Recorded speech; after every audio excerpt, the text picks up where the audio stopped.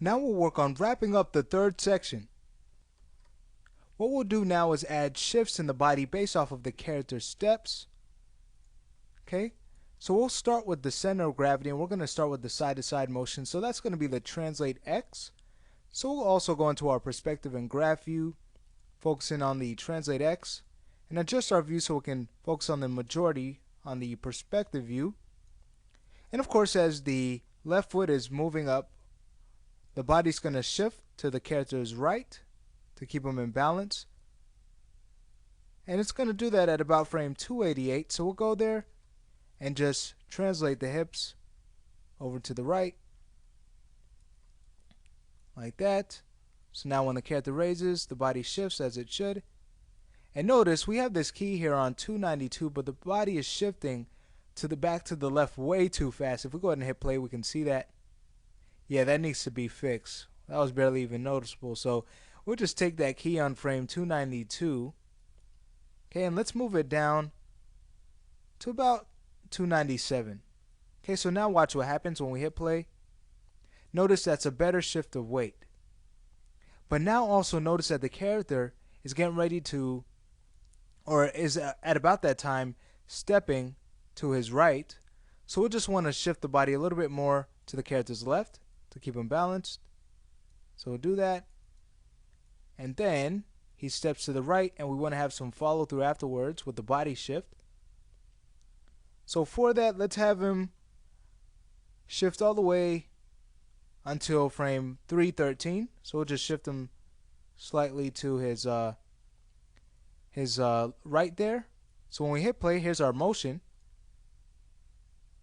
Great, so we're getting some nice movement. Maybe we could even decrease this movement a bit on frame 313, so we can just go into our graph editor and take this key and move it up some more to move him so he's more centered. And we'll hit play to see if we like the motion now. Alright, great, that's much better. And notice we have the character moving a little bit fast back to his left. So what we can do is just take this key and delete it.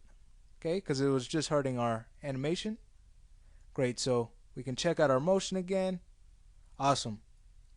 So that finishes up the translate X. Now we can start working on the bopping motion in the translate Y. So we'll go to our translate Y. And let's see, we already have a key where the character is rising, so all we need to work on is the in-between poses afterwards. Okay, so first we'll focus more in on this position here. Okay, so the character's moving up, and now he needs to move down. So let's have him move down at about frame 296. So we'll just translate him down some slightly here. Okay, and we'll also be animating the barbell channel here, okay, as the character is moving down. So we'll just select that and make sure that's moving with him. So make sure we have the barbell and the center of gravity. Okay, and as far as the other movements for the barbell, we'll go ahead and get to that a little bit later on. But for right now, we just want to focus for a majority on the upper body. So on frame 296, we just want to take the barbell down some. So it's still in the character's hands, but that his arms are still locked. And we'll scrub through. Okay, great. Okay, so now we want to make sure that both our barbell and our center of gravity are selected. And we just want to focus on the translate Y F curves. Okay, great. So the character steps down, and now he needs to step back up for that next step. And we'll have him do that at about frame 299. So we'll just translate him up some, probably a little bit more, to get a slight bend in the knee still. And then down afterwards for the follow through. So let's translate him down at about frame 307, and it's going to be really slight. Okay, like that.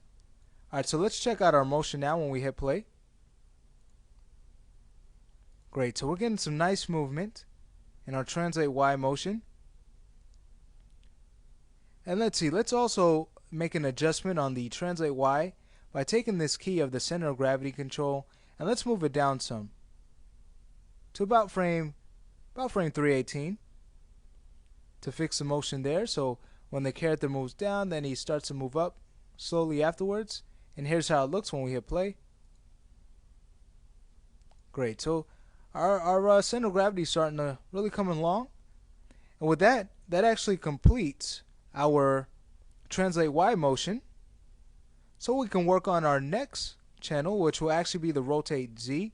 And it will be the only rotation channel we need to worry about because the other movement wouldn't really be noticeable. So we can now deselect our barbell control, just focus on the center of gravity, and we'll go to the rotate Z. Okay, focus on the F curve there. Alright, and we'll begin. So also the character is going to want to keep himself balanced, so we'll just go to about frame 288 and rotate the body slightly to the direction of the lifted foot to keep him in balance. Remember, we also want to keep in mind the step, how big the step is. Okay, because if it's a small step, the body won't move as much.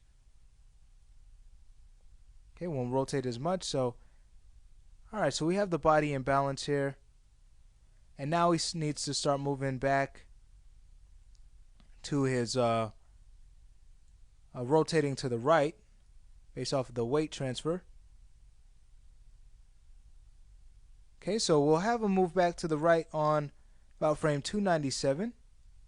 Just rotate him slightly to the right, and not as much because, again, it is a small step. And then for the follow through afterwards, let's have that on about frame 313. So we could just take this key here on 324 and move it down to 313. And let's check out our motion when we hit play. Great, so we get a nice follow through afterwards. Awesome. So that completes our translate Z motion. And now all we need to do for the upper body right now is animate the hips. Okay, so let's get those moving. And we can start with the rotate Z as well. So we'll just load up our rotate Z F curve, get a nice view of it. Okay, and for one, let's adjust this pose on frame 261 and 272 as well. So we'll just go on frame 261, we'll just adjust the hips so that they're up a little bit more here. Okay, and we'll just take this key on frame 272 and move it a little bit higher. Like that. Okay, now as the character's moving up, remember the hips are going to rotate to the direction of the foot lifting up. So we'll have them rotate also at about frame 288. So we'll go there and just have the hips rotate down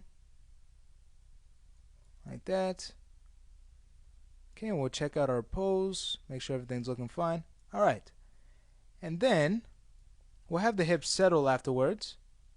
And right now it's settling at about frame 292, but let's have it settle a little bit sooner, because here's the motion we're getting now. And it's looking pretty good, but I think it could be sped up a little bit more. So we'll just take this pose on frame 292 and just move it up one. So here's the motion we get. Alright, that's better. Now we need to work on having the hips rotate in the opposite direction now based off of the right foot stepping. So we'll have that happen on about frame 297. We'll just rotate the hips again to the direction of the foot being lifted, and not as much because it is a smaller step, so maybe we could decrease it a little bit more. Okay, and after the step we'll have it the hip settle at about frame 300. So at 300 we can just put in a value of 0 for the rotate Z. Okay, now let's check out our motion when we hit play. Great. Awesome. So with all of that done, that actually completes the motion of our upper body. Okay, for right now. So now's a great time to do a play blast to check out the fixes we've made in this lesson to see if we like our adjustments.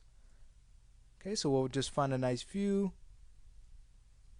How about more of this front view? Here it is.